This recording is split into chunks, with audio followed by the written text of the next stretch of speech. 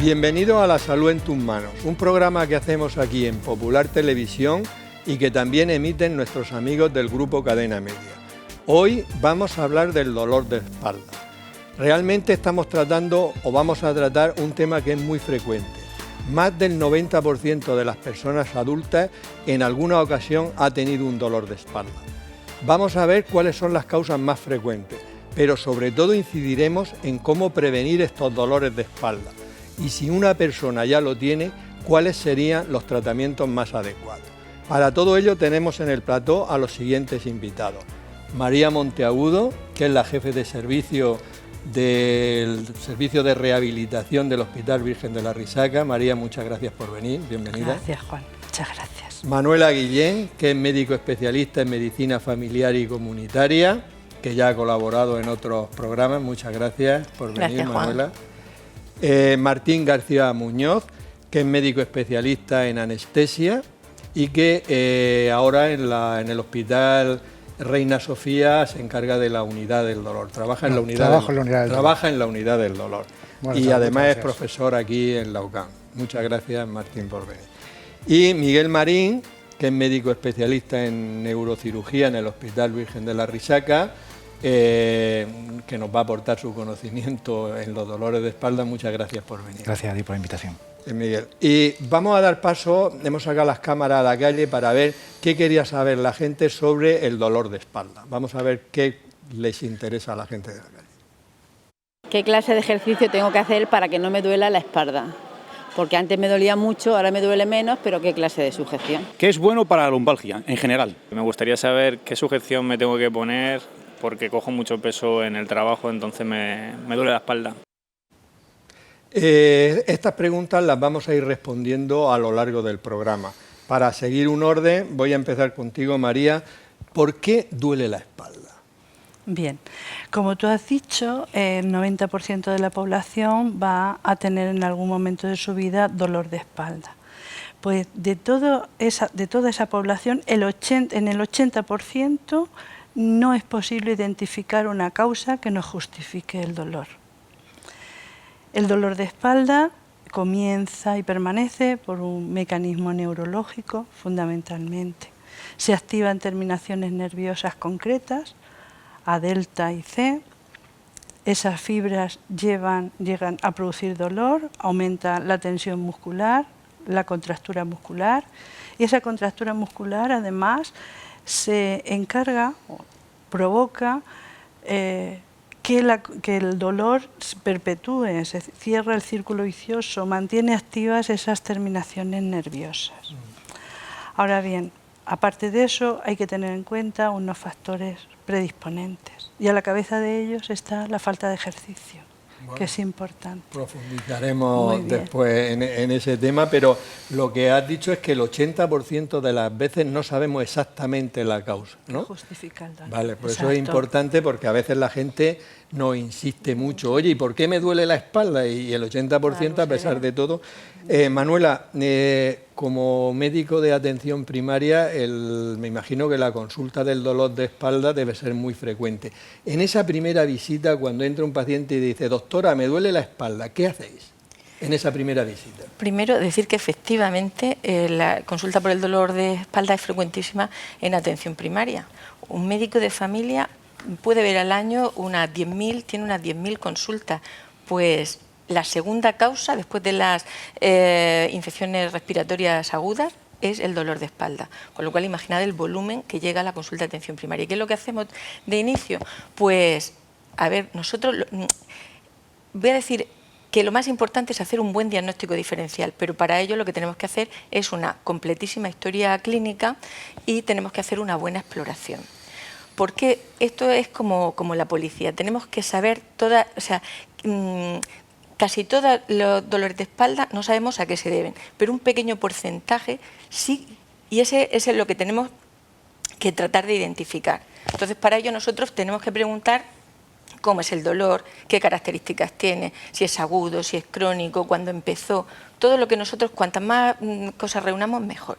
Y la exploración física no solamente debe ser osteomuscular o neurológica, tiene que abarcar también una auscultación cardíaca, tiene que hacer una exploración abdominal, porque las causas de ese pequeño porcentaje que puede ser malo, hay que identificarlas cuanto antes. Entonces, quiero hacer las pesquisas necesarias para llegar a un buen diagnóstico. Muy rápidos tenéis que ser para que en el tiempo que tenéis hagáis todo eso. Pues podemos, pero tenemos una gran ventaja, que nuestros pacientes consultan más de una vez, vienen y vienen. Entonces... Martín, anatómicamente, ¿a qué nos referimos cuando la gente dice tengo una lumbalgia? ¿Qué está diciendo con esa palabra? Que lo dicen los pacientes. Prácticamente todo en la columna puede ser origen del dolor. Me he traído aquí un amigo para que nos ayude a eso. Todos tenemos la imagen de vértebra, disco y casi toda la columna. Pero cada vértebra tiene un hueso por detrás, un hueso para arriba y otro para abajo, en los dos lados, que forman articulaciones con la vértebra superior e inferior y nos proporciona estabilidad. Una cosa que no vemos aquí, ni en radiografías irregulares en resonancia, es el plano muscular. Los músculos son un factor muy importante para dar estabilidad a esa estructura y origen de gran parte de los dolores, sobre todo de los dolores agudos que tenemos en la espalda. Problemas de disco, problemas artrósicos, problemas degenerativos en estas articulaciones están más detrás de los dolores crónicos de espalda. Y quiero resaltar una cosa, lo que ha dicho hace un momento Manuela. Hay una serie de dolores cuyo origen no es la columna, que la columna es el sitio donde se refieren esos dolores, y son dolores que se han originado, por ejemplo, en el riñón, en infecciones urinarias o litiasis renales, a nivel digestivo, a nivel de grandes vasos, aneurisma y demás. Eso es lo que tenemos que tener cuidado y, como ya dice, explorarlo muy bien para que no se nos salten esos problemas. Vale, porque ahí sí que se cometería un error grave que puede ser importante, por eso la importancia que tú decías de coger todos los datos, cuanto más mejor. Muy bien, Miguel. Muchas veces oímos a personas decir, tiene una protusión, tiene una hernia de disco. Explícanos qué es exactamente una protusión y qué es una hernia de disco. Bueno, antes de definir lo que es protusión y hernia de disco, me gustaría aclarar un par de conceptos anatómicos. Entre las vértebras, como bien ha dicho Martín, se encuentran los discos intervertebrales, lo que comúnmente se conoce como las almohadillas. Entonces, los discos intervertebrales se componen de una parte interna, que se llama núcleo pulposo, que es más gelatinosa y la que absorbe las fuerzas de compresión que se ejercen sobre el cuerpo, y una parte externa, en forma de capa de cebolla, que es más fibrocartilaginosa. Entonces, por diferentes motivos, ya sean factores genéticos, una pobre musculatura, vibraciones constantes, se produce una rotura de este anillo fibroso. ¿Y por dónde se rompe? Pues sobre todo por la parte más débil, que es la parte posterior. Y la parte posterior se encuentra la fibra nerviosa y la médula. Entonces, si se produce una rotura completa del anillo fibroso y sale el núcleo pulposo, que es lo que se encuentra en su interior, completamente hacia afuera, estamos hablando de una hernia de disco. Si la rotura del anillo fibroso no es completa y se produce un abombamiento, estamos hablando de una protusión. Pero a mí me gustaría incidir en que lo importante no es tener una protusión o una hernia de disco, sino si esta produce síntomas o no. Vale, porque muchas veces, y luego lo veremos, a lo mejor en una resonancia una persona le dicen tiene una protusión o incluso tiene una hernia, pero sin embargo esa persona no tiene dolor, con lo cual no tiene por qué preocuparse. Si hiciésemos una resonancia a la población mayor de 20 años, nos encontraríamos que casi el 70% de la población tiene protusiones, sin embargo, pues estas no producen síntomas. Entonces hay que relativizar un poco. Que eso es lo que siempre decimos, que no hay una correlación clínico-radiológica. Exacto, ¿no? Eso, los médicos decimos, no hay correlación clínico-radiológica. Exacto, hay que correlacionar esa protusión o hernia con los síntomas que esté produciendo. Si no, pero que en el fondo es una rotura del anillo fibroso. Con una salida del núcleo pulposo, en la parte interna. Muy bien. Tenemos una sección que se llama Palabras de Médico. Nuestro profesor de latín y griego, Juan Carlos Ferre, nos va a decir de dónde vienen las palabras dolor de espalda y hernia de disco.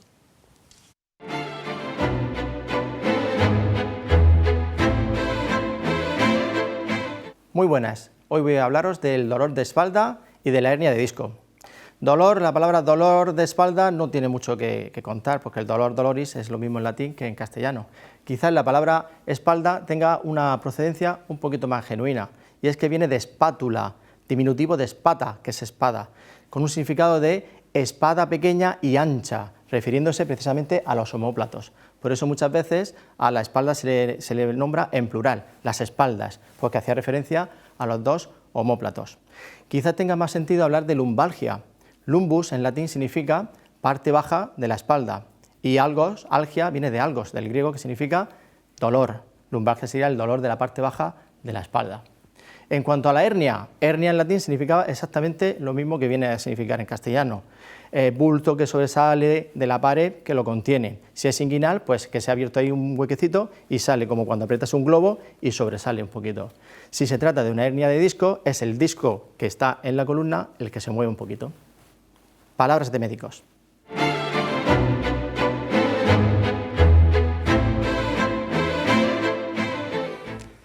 María, muchas veces cuando hablamos de dolor de espalda, a veces empleamos términos, es un dolor agudo, es un dolor crónico. ¿Cuál debe ser la duración para que a un dolor de espalda le digamos que es crónico? Hablamos de dolor de espalda crónico siempre que el dolor dura más de 3 meses. O sea, digamos que hasta 3 meses es un dolor agudo, pero no siempre igual de fuerte, claro. No, el dolor agudo, lo normal, porque tiene muy buen pronóstico, es que vaya de días a 6 semanas. Y luego cede, puede ceder espontáneamente o con tratamientos habituales o sin ningún tratamiento. Ahora, si el dolor ya se alarga y llega a pasar 3 meses, hablamos de dolor crónico. Sí, pero 6 semanas de dolor es mucha tela de dolor. O sea, no, digo yo para el paciente... Sí, pero que no, oye, está ahí la clasificación, sí, ¿no? Que no quiere decir que no tenga que tratarse para que el paciente lo pase menos mal, pero saber que a veces cede espontáneamente. Y aquí también quiero decir que es súper importante cuando estamos en fase de dolor agudo, el intentar no guardar reposo en cama, el hacer las actividades habituales en la medida en que el dolor nos lo permita e incluso el incorporarse a la vida laboral. O sea, el reposo absoluto de entrada no está salvo en un momento determinado que uno no pueda moverse, ¿no? Pero... Sí. Y hay estudios que demuestran que el reposo y la incorporación tardía al trabajo favorecen el que se cronifique ese dolor. Bueno, yo creo que es un dato muy importante porque además es una cosa que siempre nos han vendido, entre comillas, a órgano enfermo reposo. Era como un dicho médico, ¿no? A órgano enfermo reposo. Entonces... el hecho de estar el mínimo tiempo posible, y yo creo que la idea sería que podemos hacer lo que podamos hacer, pero no estar quietos totalmente ni en reposo absoluto en casa. Luego veremos qué tipo de cama será la mejor y todo eso. Manuela, porque también ha habido cambios ahí, comprendo que la gente muchas veces diga... no le hagamos caso a los médicos porque hace 10 años decían una cosa y ahora dicen lo contrario, pero en fin, yo siempre eso pasa mucho en nutrición, pero yo siempre les digo, bueno, es que vamos aprendiendo, o sea que vamos evolucionando y aprendiendo. Malo sería que dijéramos lo mismo de hace 20 años. De hace 20 años, es que no avanzaríamos nada, ¿no? Efectivamente. Manuela, hemos quedado que es fundamental la historia clínica y la exploración física, pero ¿en qué momento tú ya, cuando tienes un paciente que te ha consultado por dolor de espalda, dices, no me puedo quedar solo con esto que he hecho y tengo que pedir alguna exploración, por ejemplo, una placa de columna, una radiografía, o ya hablaremos, o incluso alguna prueba más importante que luego veremos? En los tiempos, para pedir, influye mucho la relación médico-paciente.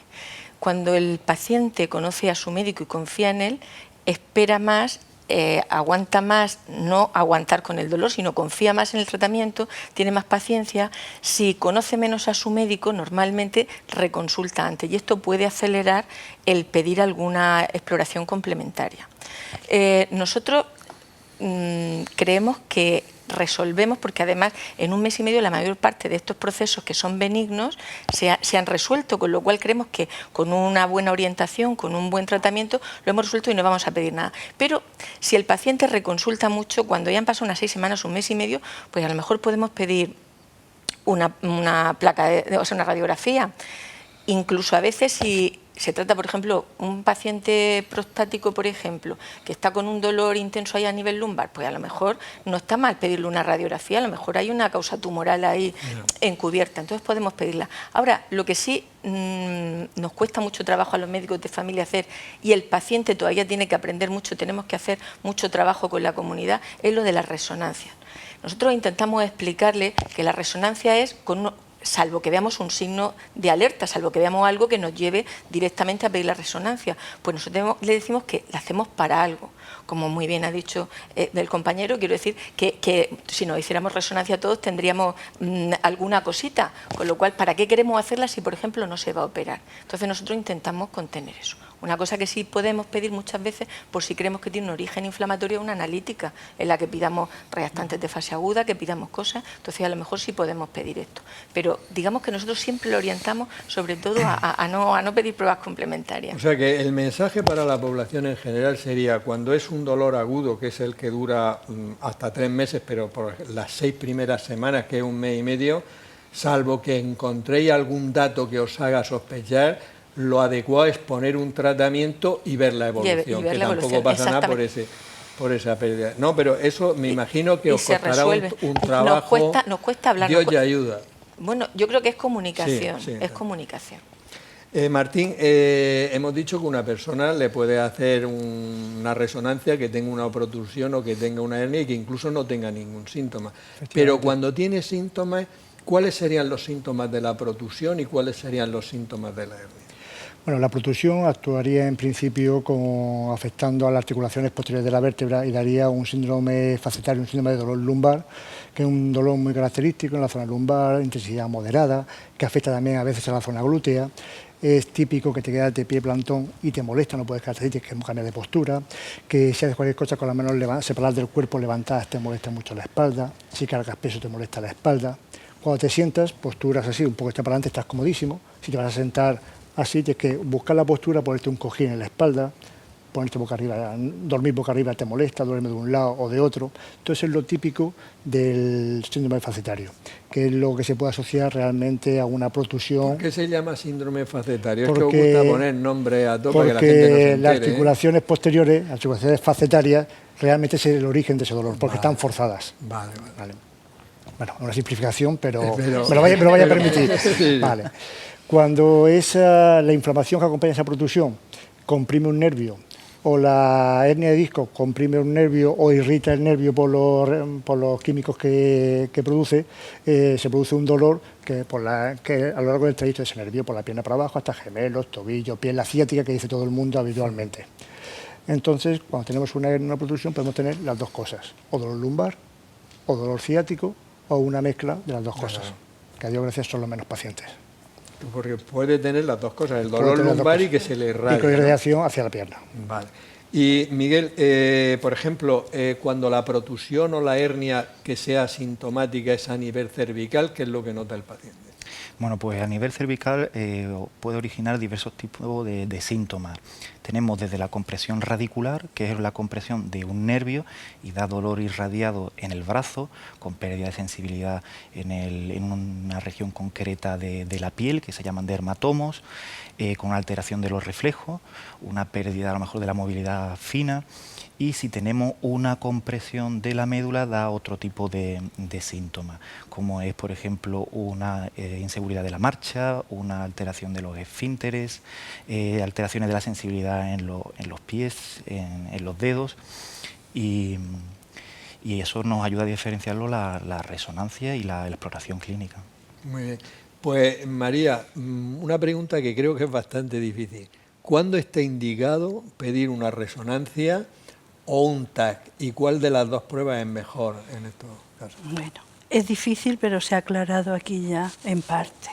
Entonces, pedimos pruebas complementarias, hablo en general, ¿no? Una resonancia o un TAC.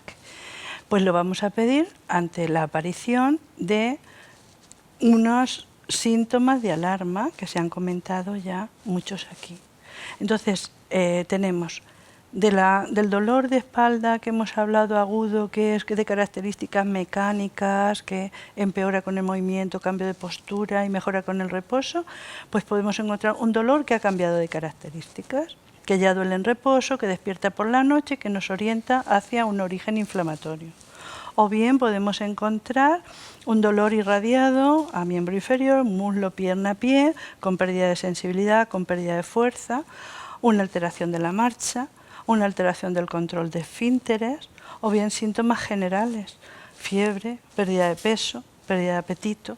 Entonces, hay toda una serie de síntomas que ya se salen fuera de lo que hemos comentado antes. Ante eso, pediríamos las pruebas complementarias. Lo que es difícil es la segunda parte, que me dices una resonancia o un TAC. Es difícil. Realmente yo creo que se debe pedir según la sospecha diagnóstica que tengamos. Si nosotros sospechamos un tumor óseo, una patología localizada ósea, ahí nos informa mucho más un TAC. Si nosotros queremos ver cómo está la médula, cómo está una raíz, si se ha perdido la grasa, eso ahí nos orienta más una resonancia. Así a grosso modo. Habría que ver por diagnóstico, es decir, dónde tenemos más información. Pero en general sí, en tejido óseo nos iríamos a un TAC y el resto a una resonancia, y siempre con la aparición de síntomas de alerta. Me da mucho gusto hacer este programa porque hay que ver lo que aprendo cada día. No, pero es que de verdad, es que esto es una pregunta. Le dicen, me han hecho un escáner, un TAC, o me han hecho una resonancia, ¿y qué es mejor? Pues mira, Mariano lo ha dejado totalmente claro. De todas formas, en las pruebas diagnósticas todo no está con resonancia. Al final es un conjunto de pruebas donde incluye radiología, donde incluye analítica, ecografía, si pensamos en planos musculares y demás. Entonces, todo el mundo viene pidiendo, hazme una resonancia, pero posiblemente en su caso sea lo que menos necesita. Y nos puede orientar más por un proceso inflamatorio, quizás, una analítica, que la propia resonancia. Y no estamos olvidando también de las pruebas de electrofisiología que nos ayudan a localizar la raíz que se encuentra pinzada también. Pues hablando de eso, Miguel, precisamente tenemos una sección que se llama Pruebas Médicas y vamos a hablar del electromiograma.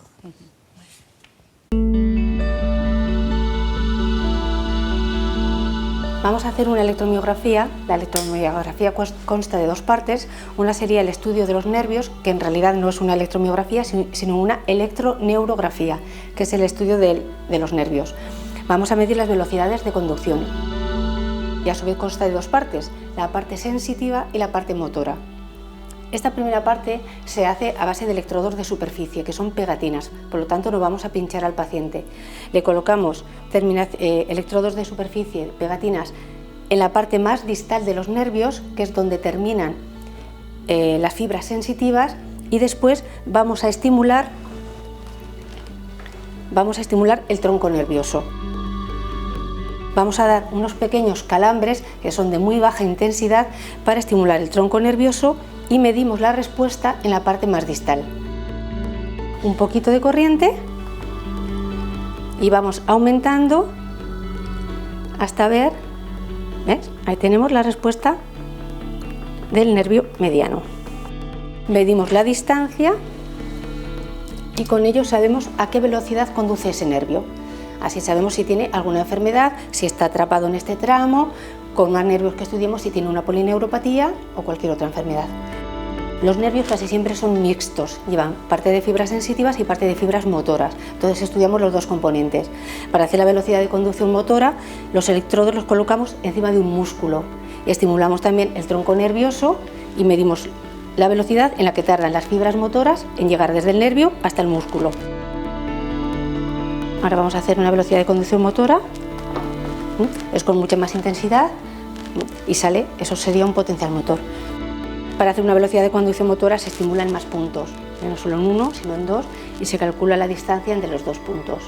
Para eso sí que tenemos que utilizar un electrodo que es de aguja. La aguja es una aguja muy finita que tiene además un bisel diseñado para hacer el menor daño posible. Y con esto estudiamos lo que es la estructura del músculo y podemos detectar cualquier patología del músculo y también del nervio que va hasta el músculo. Con esto detectamos patología de las raíces cervicales, de las raíces lumbares y también cualquier enfermedad propia del músculo, como por ejemplo las miopatías. Aquí medimos el potencial motor, aquí medimos, esto es la latencia, es el tiempo que tarda el estímulo en llegar hasta el músculo. Si tarda mucho, quiere decir que el nervio está afectado. Esto sería la motora. En la motora estimulamos dos puntos, uno no le hemos estimulado el segundo, medimos la distancia que hay de uno a otro y calculamos la velocidad de conducción. Si está baja, si disminuye, quiere decir también que está dañado el nervio. Es como si fuera un juego de lógica, vamos sacando distintos parámetros. Primero hacemos la sensitiva, de la sensitiva tenemos que medir la latencia, la amplitud, la velocidad.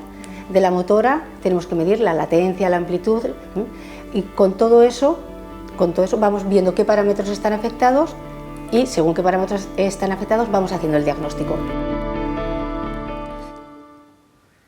Manuela, a la consulta te llegará mucha gente que no te dice tengo una lumbalgia, sino te dicen me duelen los riñones. ¿Qué hacéis en ese caso y cómo le explicáis que probablemente no sean los riñones, sino que sea otra cosa? ¿Qué hacéis en estos casos? Pues efectivamente lo que mejor sabemos hacer los médicos de atención primaria, comunicarnos con el paciente, porque la mayor parte de las veces efectivamente se están refiriendo a un dolor lumbar. Entonces le explicamos dónde tienen los riñones y lo exploramos, y cuando le señalamos la fosa renal, pero donde le duele es aquí. Normalmente no le duele ahí, entonces seguimos explorando y el paciente se da cuenta de que lo que le duelen no son los riñones, que tiene que ser otra cosa.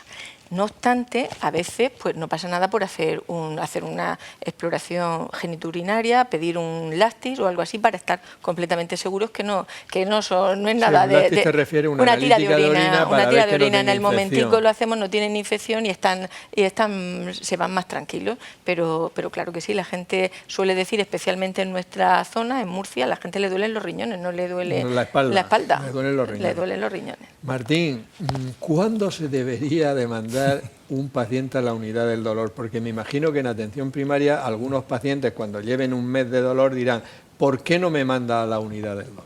Sí. Bueno, pues en principio el paciente debe demandarse cuando con el tratamiento normal, habitual y demás durante un tiempo prudente no haya conseguido un alivio del dolor, y pensando básicamente en técnicas intervencionistas, en infiltraciones y demás. Para tratamiento farmacológico muchas veces no es necesario mandarlo. ¿El tiempo ese prudente? Pues depende de cada paciente, sobre todo del dolor. Si es muy intenso, muy invalidante, pues en 2 o 3 semanas habría que mandarlo. La mayoría de los pacientes nos dan mucho más margen.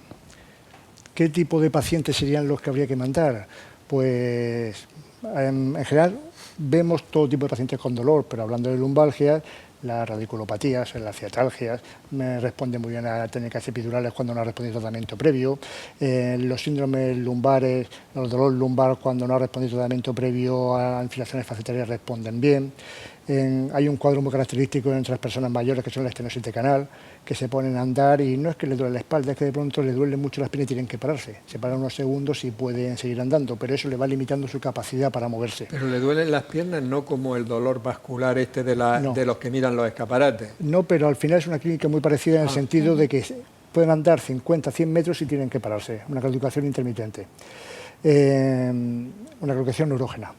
En esos pacientes, aparte de medicación que puede mejorarle un poquito, relativamente poco, las técnicas epidurales podemos conseguir unas mejorías parciales de esa clínica.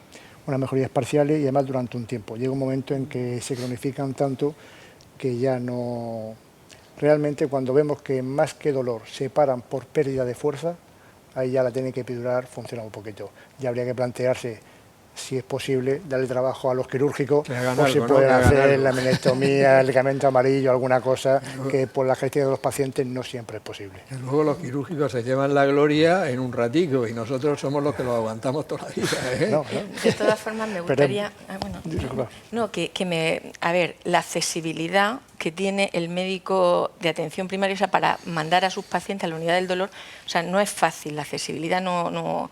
Y entonces hay que tenerlo en cuenta porque estamos creando, esto es un programa que lo oyen muchas personas y no podemos generar esa expectativa de decir, bueno, es que cuando pasen 6 semanas, si no me ha quitado el dolor, mi médico de familia me va a mandar a la unidad del dolor. Hay que arreglar cosas antes a nivel institucional, pues el que no oiga que lo tenga en cuenta, para poder derivar cuando sea pertinente. Las 6 semanas estamos hablando de un proceso muy agudo, muy invalidante. La mayor parte de los pacientes no es eso, pero tiene razón que uno de nuestros problemas de la sanidad es lo sobrecargados que vamos todo en el trabajo y la dificultad muchas veces para que podamos atender a los pacientes. Pero bueno, en principio nuestra actividad, gracias a que realizamos, es esa. Muy bien. Uno de los problemas realmente importantes para un paciente es cuando no mejora del dolor y le han diagnosticado una hernia de disco y alguien le plantea, pues te deberías de operar. Miguel, ¿cuándo estaría indicado operar a un paciente de hernia de disco? A mí me gusta hablar de indicaciones quirúrgicas absolutas y indicaciones quirúrgicas relativas.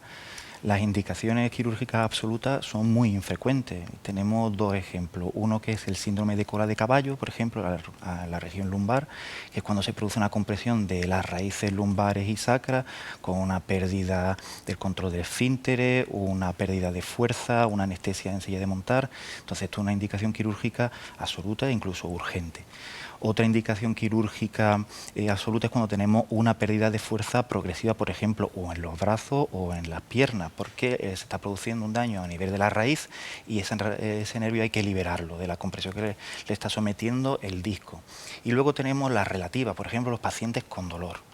Y a estos pacientes hay que explicarle que los resultados a medio y largo plazo de una cirugía versus no cirugía son prácticamente lo mismo. Es decir, la cirugía lo que hace es acotar o disminuir el tiempo con el que el paciente va a tener el dolor, pero la cirugía no le va a quitar el dolor al 100%, lo va a reducir. Luego la cirugía, por ejemplo, para lo que es el dolor lumbar o el dolor cervical aislado, no es efectiva. Yo creo que es importante llegar a un acuerdo con el paciente, llegar a un consenso y en función de las expectativas y aclarándole bien de verdad lo que se puede llegar a conseguir con una cirugía, pues establecer la indicación quirúrgica.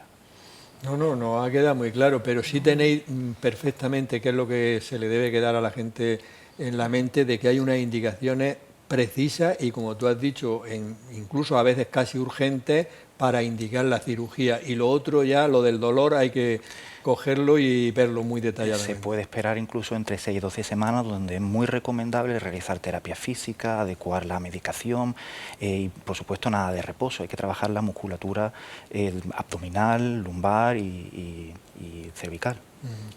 María, como médico especialista en rehabilitación, una de las preguntas que nos han hecho las personas en la calle era ¿qué es bueno para la lumbalgia en general? Pero yo, además de esa, quiero que te voy a hacer varias más. Por ejemplo, cama dura o cama blanda. ¿Por qué, que ya se ha dicho un poco antes, estando de pie duele la espalda y qué podríamos hacer? Y, ¿sabes? Las zapatillas estas no les vamos a hacer propaganda ninguna, esas que usan los masái, que vienen de allí y tal. Si realmente son buenas para una persona que tenga lumbalgia o no son buenas. Todas esas preguntas en una. Empezamos por el descanso. El descanso. A la hora de descansar hay dos aspectos importantes. Una es la postura y otra el plano sobre el que descansamos. La postura más cómoda es de lado y con las rodillas semiflexionadas. Eso no ha cambiado. Respecto a la cama, pues hasta ahora, años, era dolor de espalda, cama dura. Y dolor de espalda, del colchón. Cama dura. Bien, pues eso no es así. No es así. Se aconseja mejor una firmeza intermedia, donde las curvas de la columna puedan adaptarse. Pero también tengo que decir que no hay trabajos fiables que avalen esto. Se sigue estudiando y no hay trabajos fiables. De momento se aconseja firmeza intermedia. Firmeza intermedia. ¿Pero viscoelástico el colchón o...? Ahí lo digo porque es que a nosotros es lo que nos preguntan. No hace falta. No hace falta. Quizá la viscoelástica se adapta demasiado a las curvas de la columna. No hace falta. Demasiado. Siempre firmeza intermedia. Vale, ya lo dijo Aristóteles, in medius consistit virtus, en medio está la virtud. Si supiéramos hacer eso. Los zapatitos. Los zapatitos. Pues los zapatitos, efectivamente, lo que hicieron fue observar una tribu masái en Kenia, cómo caminaban descalzos sobre terreno natural. Y quisieron imitar esto. La idea es cambiar el impacto sobre el plano recto, por la forma en balancín. Con ello reproducen también la pisada en cuanto a apoyar talón, después apoyar toda la superficie del pie y propulsar. Eso en teoría está muy bien. Aparte de eso añaden una suela que amortigua muy bien la carga del peso corporal y unos sensores, hay muchos tipos, pero hay unos sensores que reproducen la sensación de pisar la arena de la playa. Eso es como están elaborados estos zapatos. Entonces se basan en que produce cierto desequilibrio el colocarse estos zapatos Y hay que usar, al estar a pie parado, que se aguanta mal, hay que usar músculos que normalmente no usamos. Se dice que hay muchos estudios que mejoran el equilibrio, mejoran la postura y mejoran la propiocepción. Yo no los he usado, pero de los pacientes que lo usan, pues es muy controvertido. Hay pacientes que se lo han puesto y desaparece el dolor, hay pacientes que se lo han puesto y no han llegado a usarlo. O sea, es muy dispar la opinión que yo tiene. Yo lo uso y a mí me van bien. A mí me van bien, sobre todo cuando estás de pie a pie parado, que te dejas caer un poquito hacia atrás. Entonces, la verdad es que a mí sí me van bien y de hecho yo lo suelo usar casi todos los días, de manera habitual. ¿Sabes? Pero en fin, te lo quería preguntar a ti. De todas. No, y la explicación que has dado es muy interesante. Yo más o menos sabía algo pero por poquita cosa. Manuela, un tema muy... el 60% de la población adulta tiene sobrepeso u obesidad. ¿El sobrepeso o la obesidad favorecen el dolor de espalda? Sí, voy a intentar contestar rápido. Lo más rápido es decir que sí. Y lo segundo es que, bueno, hay cosas que las intuimos, por ejemplo, la carga mecánica. Todo el mundo eso lo intuye. Las personas cuando están obesas y les dices tienes que perder peso, lo entienden bien. Les duele la rodilla y le dices que pierdan peso, lo entienden bien. Quiero decir que ahí ya ha penetrado bien en la comunidad ese mensaje y la gente lo entiende bien. Entonces, bueno, hay esa relación. Yo muchas veces incluso les pongo el ejemplo a mis pacientes, les digo, bueno, es el precio por ir de pie. Quiero decir que si tú pones un vaso encima de otro, que es como la columna, y haces que eso encima soporte algo, pues tiene más tendencia a chafarse y a molestar. Pero es que hay otra cosa, es la relación que se ha tenido del tejido graso, pues parece que libera unas sustancias inflamatorias, unas citoquinas, sustancias proinflamatorias, y entonces se ha podido, desde otro punto de vista, quizá como más, digamos, científico, el ver esa relación positiva entre el sobrepeso o la obesidad y el dolor de espalda. Sí, eso es una cosa que a lo mejor a la gente le cuesta mucho aprender, pero yo como endocrino, por ejemplo, lo explicamos de que realmente no es solo, como tú has dicho muy bien, un problema de peso mecánico, sino que la obesidad realmente es una enfermedad inflamatoria crónica, porque se producen sustancias en el tejido graso que favorecen la inflamación en distintos tejidos. Y por eso la obesidad es una enfermedad bastante seria, no solo por la cosa mecánica, sino por lo que producen las células grasas. Claro. Tenemos una sección que se llama Hábitos Saludables. Vamos a ver con el fisioterapeuta José Luis Martínez, nos va a hablar de las posturas más adecuadas para evitar el dolor de espalda. Y de esta manera ya contestamos una de las preguntas que nos han hecho en la calle.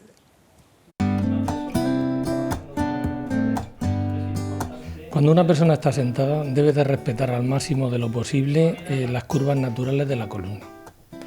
Manteniendo esa posición, respetando esas curvas y haciendo un ejercicio físico moderado, normalmente la espalda no debe de doler. Aunque por motivos de trabajo, motivos de esfuerzo, es fácil la sobrecarga de grupos musculares que provocan el dolor. Estudiantes que están estudiando, personas que leen mucho, conductores de autobús, de taxi o camioneros, personas que conducen durante mucho tiempo, personas que trabajan con ordenadores durante mucho tiempo, administrativos. Todos ellos tienen un denominador común y es que modifican la posición de las curvas naturales de la columna, fundamentalmente en ese caso las de la región cervical, y eso conlleva sí o sí a una sobrecarga de la musculatura de la parte posterior del cuello, de distinta manera en la parte cervical alta que en la parte cervical baja y en la parte superior de la parte de la zona torácica. Eso conlleva a que con el pasado un tiempo toda esa sobrecarga de esos grupos musculares modifiquen la posición de la columna y la lleven a un dolor de espalda, pero en este caso lumbar. Ponerse un cojín en la zona cervical conlleva a un mayor apoyo de la zona de la columna vertebral sobre la superficie sobre la que se está sentado o apoyado, y eso ayuda a tener una sensación de estímulo de los propios sectores que le hacen a la persona mantenerse más erguido, con lo cual eso en parte puede evitar la lumbalgia o el dolor de espalda. Cuando uno tiene lumbalgia, la posición de que debe de estar sentado cambia, porque si uno atiende a su instinto, cuando le duele la espalda no se sienta de una manera recta o erecta, en la que la columna vertebral forma un ángulo de 90 grados con los fémurs, con los huesos del muslo, sino que amplía ese ángulo y se echa un poco más hacia atrás.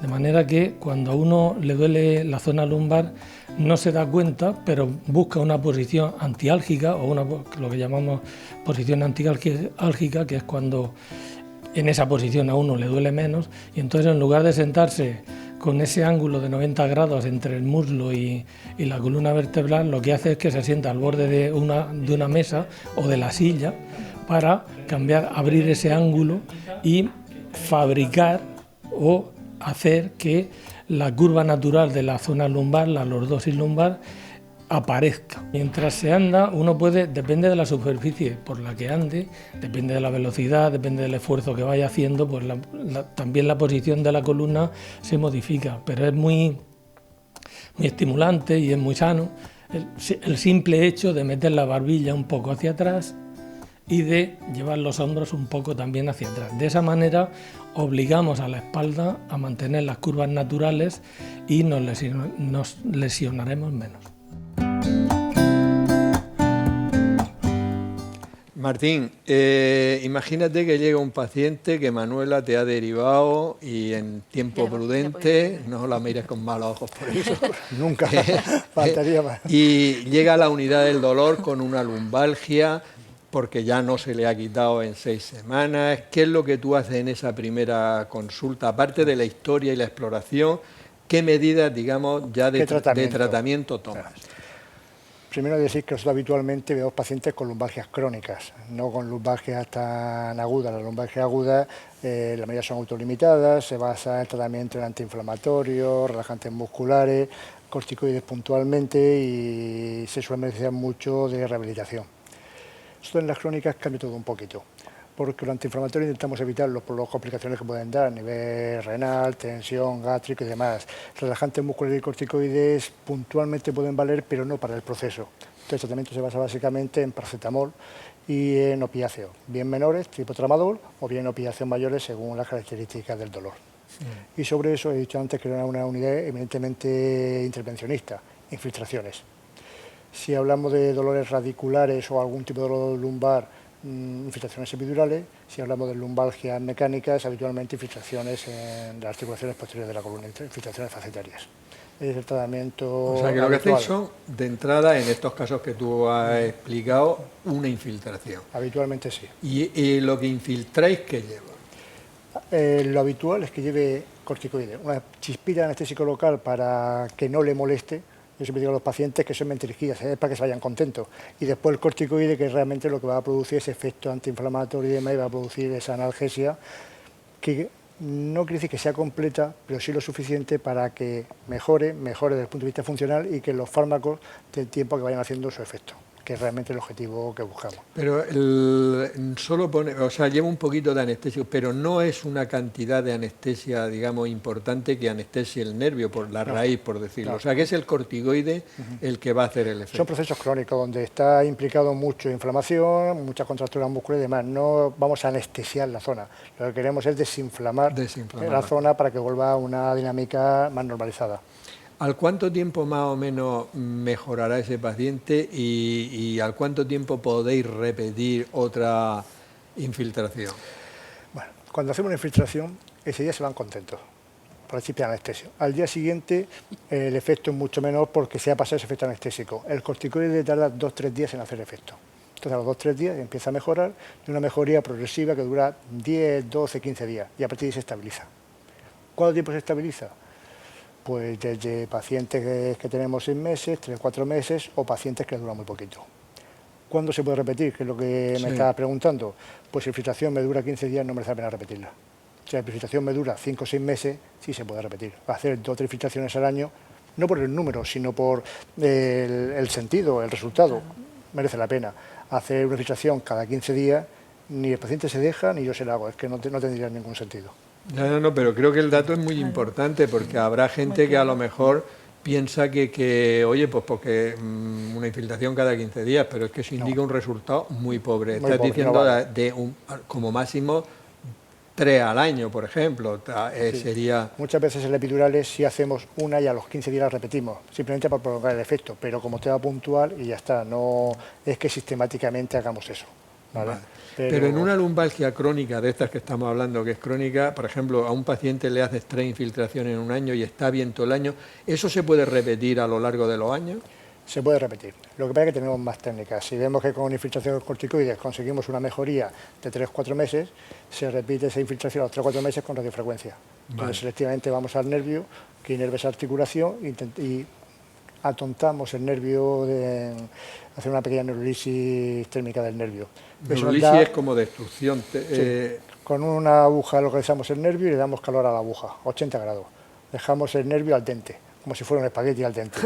Y con eso conseguimos que el alivio del dolor no dure 8, 9, 10, 11 meses. Vale. También depende mucho de las características de la persona y de la causa de ese, de ese No, dolor de pero espalda. realmente tenéis, hablamos de las infiltraciones, pero tenéis más procedimientos Tenemos terapéuticos más recursos. que, en fin, no los podemos explicar todos. Pero bueno, hemos avanzado un paso más. De la infiltración hemos pasado a la Es nervio... importante decir que las infiltraciones no curan nada, ni alivian el dolor para siempre. Nos dan unas ventanas, unos márgenes de mejoría que tenemos que aprovechar pues, para hacer ejercicio, para recuperar funcionalmente esa columna o esa situación. No, es un dato que acaba de dar muy importante, una puntualización muy importante. Sí. Miguel, hemos hablado antes de las indicaciones de la cirugía en una hernia de disco lumbar, pero si una persona tiene una hernia de disco cervical, ¿cuáles serían las indicaciones de cirugía? Bueno, pues como a nivel lumbar existen unas indicaciones quirúrgicas claras, y es por ejemplo cuando tenemos un déficit neurológico, por ejemplo compresión aguda de la médula tras un traumatismo, por ejemplo, o una hernia de disco muy grande, que son muy pocos los casos. Luego tenemos relacionado con la cervicoartrosis casos de mielopatía cervical, en los que hay también una afectación de la médula, en que los pacientes pues tienen, como he comentado antes, una inseguridad de la marcha, disestesia, tienen una dificultad en los movimientos finos. Entonces existe también una indicación quirúrgica clara, porque hay un déficit neurológico. En cuanto hablamos de dolor, ya son indicaciones quirúrgicas relativas. Como he dicho antes, se puede esperar incluso hasta entre 6 y 12 semanas en los que se deben de realizar otro tipo de terapia.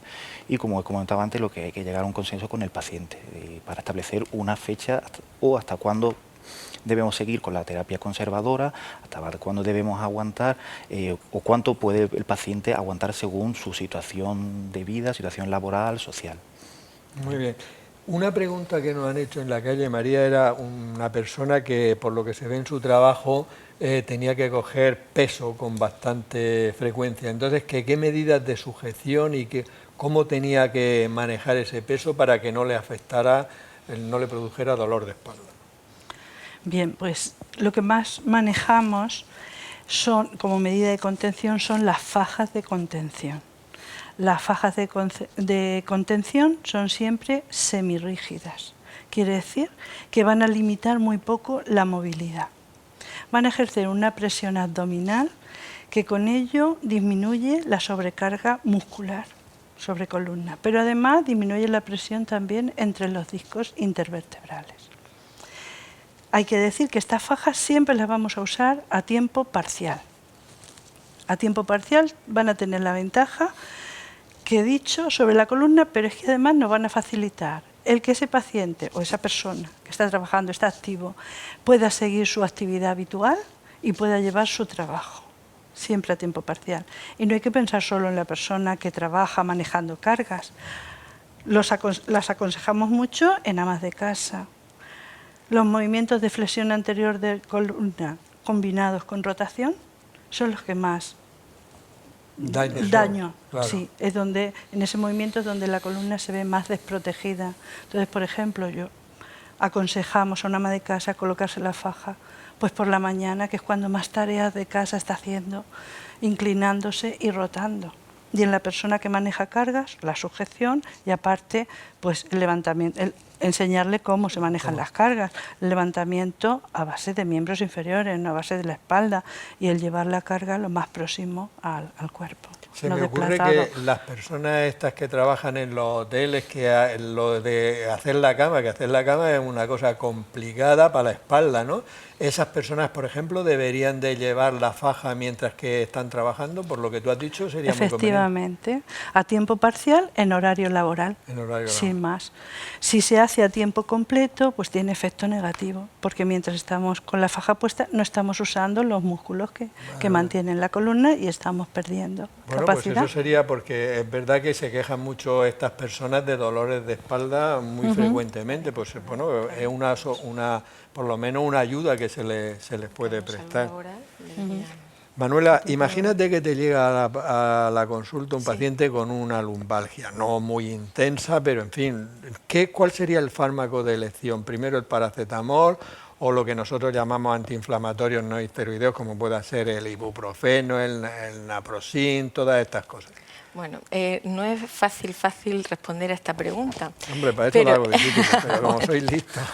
Bueno, voy a decir que pensando que venía aquí, digo, bueno, voy a repasar un poco a ver qué dice la literatura. Y entonces encontré en Lancet una revisión de un montón de trabajos y ponían que de elección eran los AINES, que eran los únicos que realmente habían ibuprofeno, naproxeno, y son los que habían demostrado eficacia. Sin embargo, el paracetamol o el metamizol, pues que no lo habían demostrado. Pero ¿qué es lo que pasa? Que nosotros en primaria siempre estamos individualizando. Nosotros, o sea, los fármacos, o sea, los antiinflamatorios no esteroideos tienen bastantes efectos secundarios, sobre todo a nivel cardiovascular. Entonces, pues nosotros los evitamos en la medida de posible. Entonces, si la persona que me llega es una persona relativamente joven, pues entonces le daré probablemente un AINE. Y especialmente, aunque no es lo más, si vienen de urgencias, sí que damos diclofenaco. A lo mejor para pautarlo para casa hemos perdido un poco la costumbre de usar el diclofenaco, y este mismo artículo decía, o sea que además reiteradamente, que el diclofenaco a dosis de unos 150 miligramos al día repartido en 3 tomas, que era el más efectivo de todos. Entonces se lo daría a esta persona. Sin embargo, si tengo una persona mayor, probablemente no, probablemente le dé el paracetamol, le daré el paracetamol, podré además darle tramadol, el tramadol asociado con el paracetamol, incluso el metamizol. Y metamizol es nolotil. El nolotil. Vale. Y entonces lo que sí me gustaría decir ahora, pensando en el paracetamol, es que damos a todo el mundo dosis máximas de paracetamol. Todo el mundo le damos el paracetamol 1 gramo 3 veces al día, eso es la dosis máxima. Por encima de eso es hepatotóxico. Entonces, si eso se lo damos al abuelito para que se tome eso al día, piensa que no le pasa nada si un día le duele más por tomarse el 4º paracetamol. Vale. Entonces, quizás deberíamos disminuir la dosis, que sigue siendo efectiva, y ya que estamos paracetamolizando a nuestros pacientes, pues vamos a disminuir un poquito la dosis y a no causarles perjuicios. No, veo que ha hecho una revisión. Sí, me lo he revisado pensando que venía esto y que a lo mejor podía caer la pregunta. Muy bien. Lo que estaba comentando ella, el diclofenaco es de los mejores fármacos, el naproxen también es uno de los mejores fármacos, más tiene mucha selectividad por articulaciones. El problema es que son tan buenos para eso, pero muy malos para estómago, cardiovascular y tal. Entonces nos permite un tratamiento de muy corta duración, que para dolores agudos puede venir muy bien, pero para tomar unos poquitos días. Es verdad que os perdido la costumbre de mandárnoslo, mandaban para casa bastante más. Martín, ¿y los opiáceos cuándo están indicados? Bueno, en principio los opiáceos para dolor moderado o severo, con lo cual cualquier dolor opiáceo... Dinos qué son los opiáceos, porque todo el mundo sabe algo, pero a lo mejor no... Bueno, los opiáceos son derivados del opio, el clásico es la morfina, pero aparte de la morfina hay otro montón de fármacos con características similares y que no son puramente morfina. Morfina es un gran opiáceo y funciona muy bien. El tramadol es un opiáceo menor, buprenorfina es un opiáceo, el fentanilo, oxicodona, hay una serie de fármacos en el mercado, tapentadol, una serie de fármacos en el mercado que producen un efecto parecido a la morfina. Actúa distinto a los antiinflamatorios porque no producen ese tipo de lesiones a nivel cardiovascular, intestinal, o sea, estómago y demás. Son fármacos para dolor moderado severo, cuando no conseguimos controlarlo de otra forma, no controlados porque no son bastante potentes los otros o porque producen muchos efectos secundarios. Y además, Y tenemos que perderle un poco, y eso se le ha perdido un poco, el miedo a usarlo. Realmente son de los fármacos más conocidos que existen. Llevamos miles de años utilizando los fármacos, sabemos cómo, los opiáceos, sabemos cómo funcionan, qué efectos secundarios tienen y qué problemas tienen. Todos los fármacos tienen sus efectos secundarios y sus problemas. Estos no están libres, los opiáceos. Simplemente hay que conocerlos y mandarlos con buen criterio. Yo creo que hoy en día los médicos del sistema sanitario están muy preparados para usar opiáceos. No hay que tener miedo de usarlo como cualquier fármaco con sentido común. Muy bien. Me dicen que ya llevamos 55 minutos, o sea, os voy a hacer unas preguntas para que contestéis muy rápido porque todavía me quedaban muchas, pero Miguel, en la cirugía de la hernia de disco lumbar, ¿qué tipos de cirugía hay? ¿Qué hacéis? ¿Quitáis el disco? Bueno, si el problema es el disco que está comprimiendo la raíz, lo que se hace es una disectomía, que es quitar el disco. Y normalmente se hace por vía posterior, a través con técnicas mínimamente invasivas, utilizando microscopio. Si ya tenemos un problema de inestabilidad, es decir, que las vértebras se mueven o estén desplazadas, aparte de utilizar la vía posterior, quitando el disco, hay que atravesar el segmento, fijándolo con tornillos y barras. La vía anterior se utiliza en muy pocas ocasiones, eso a nivel lumbar. A nivel cervical, la vía que se utiliza predominantemente es la vía anterior. Al revés. Al revés, exacto. Muy bien, María. Y si una persona tiene una hernia de disco, ¿qué movimientos debería de evitar? Antes nos has dicho que bajar y doblar, eso fatal. Efectivamente. ¿Y alguno más en concreto? Como movimientos, importante ese. Evitar sobre todo la sobrecarga de abdomen. Es muy importante. Cuando la columna tiene una sobrecarga anterior, a nivel de abdomen, el sacro, que es el último hueso de la columna, tiene que compensar y bascula.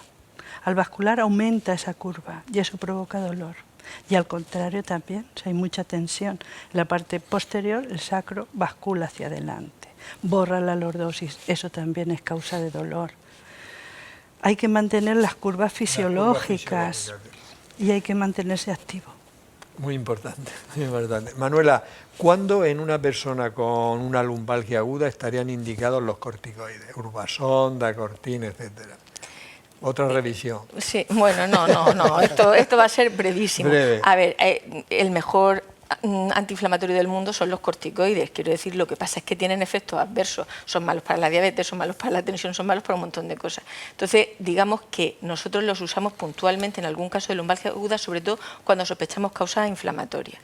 Quiero decir que nosotros en una lumbalgia de tipo mecánico no usamos los corticoides. Si creemos que hay una inflamación importante, entonces sí que lo utilizamos. Martín, bulos que circulen en internet con respecto a los dolores de lumbalgia, etcétera, que te digan, esto que se te quita.